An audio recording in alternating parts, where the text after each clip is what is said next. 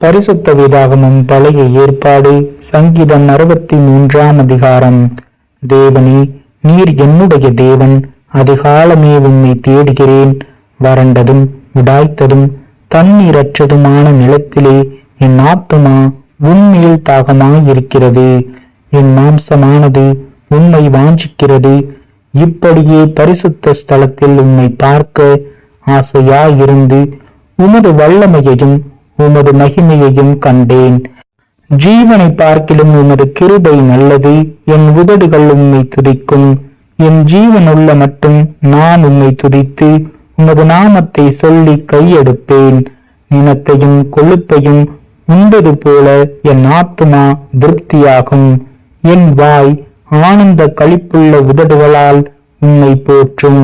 என் படுக்கையின் மேல் நான் உம்மை நினைக்கும் போது சமயங்களில் உம்மை தியானிக்கிறேன்.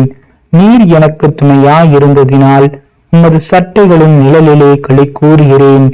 என் ஆத்துமா உம்மை தொடர்ந்து பற்றி கொண்டு இருக்கிறது. உமது வலது கரம் என்னை தாங்குகிறது.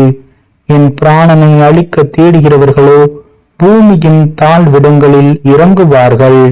அவர்கள் பட்டயத்தால் விழுவார்கள், நரிகளுக்கு இரையாவார்கள். ராஜாவோ தேவனில் களி கூறுவார்.